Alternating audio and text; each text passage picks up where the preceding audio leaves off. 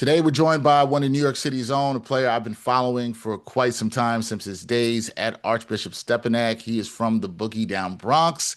He is making a return to Madison Square Garden. Well, he'll be playing in the Jimmy V Classic presented by Modelo. That goes down on Tuesday, December 9th at Madison Square Garden. Second year in a row, he'll be playing there. The one and only Boogie Fland from the Boogie Down Bronx. Boogie, what's going on, man? How you doing? Doing well, how you doing? I'm doing good, man. Good to see you again. Glad you are doing well and everything is good. So I wanted to talk to you about this because you were on this stage last year when you were Mm. with Arkansas, and now you're back in the city for the Jimmy V Classic. What does it mean to you to play in this event again back home in front of friends and family? It was the same thing last time. I was a blessing. I only played in the Garden once, and that was last year. That was my first time. Playing it again, second year in a row. I mean, it's gonna be fun again. Nah, it should be fun for sure. Once again, always good for players from the NYC to come back home. What about, when you look at this Jimmy V Classic and what it stands for and bringing awareness to cancer research? What does it mean to you, and the responsibility and the honor of playing an event tied to such an important cause? It's a big thing for sure. When I was younger, growing up, I used to always do the cancer walk that they had in Central Park. So Mm. it's big, just playing it, for a good cause. So, yeah. Yeah, no, it's a great cause there. Now, you had a big moment in this game last year. You talked about how important it was to play in your win with Arkansas over Michigan. What do you Mhm. remember the most from that night? Because, it was, like you said, the time to come back home, play at the Garden. And what are you hoping to carry over from that experience into this year's matchup against UConn on Tuesday? Just how loud it was, the atmosphere, how much people I had there supporting me, and then the carryover to win.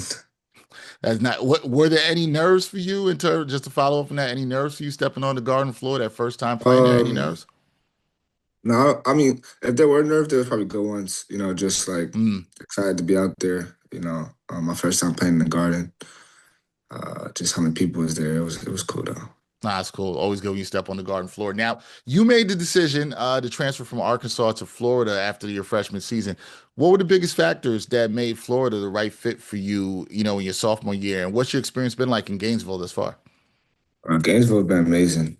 Just the people that I've connected with, the atmosphere, definitely the weather. Um, I just feel like it was the right step for me in my journey. And from the start, when I took the visit, I felt like a second home, and that's all it's been. Yeah, second home was good. You missed this New York weather. Do you want to know what the temperature is in New York right now? I don't even want to think about it. It's like 19 degrees this morning. Crazy. Yeah, yeah, yeah. You're enjoying that good Florida weather there. So, with that, Florida coming off of a national championship, so like inside the locker room, you're in a group of players that have won a national championship. And, what's the mindset for this group right now as they try to defend that title? It's more so of creating our own legacy. Hmm. Last year was last year. Everybody knows what they did, but we're trying to write our own story, create our own journey.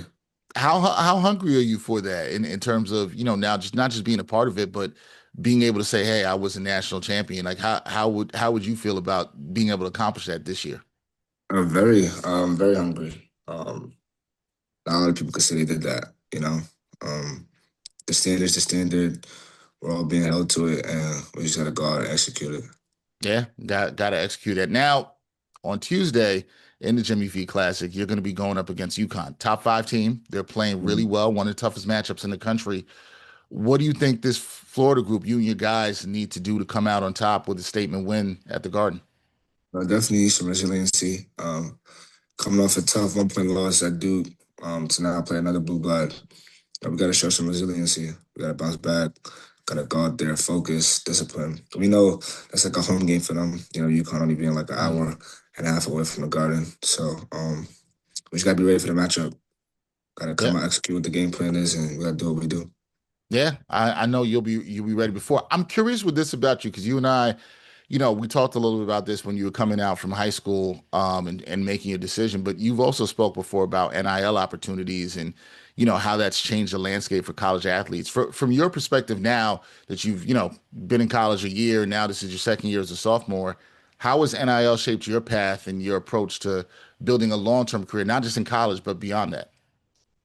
I feel like it gives you insight on what the NBA is going to look like. Everybody's dream is to get there.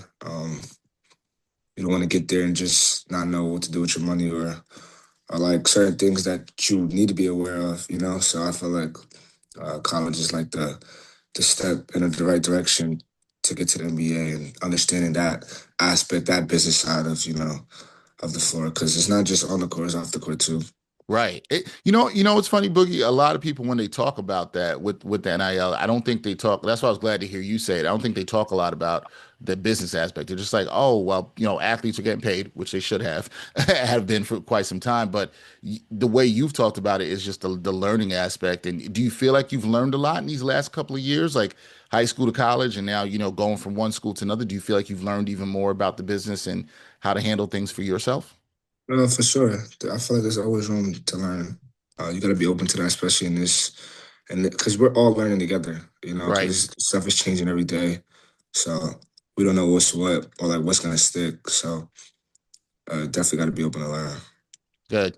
I think last thing for me here is just from a basketball perspective, like where do you feel like your game has grown? I mean, when we first met, you was on my basketball show. I said to you, I really liked your game. You had a great pace, good feel for the game.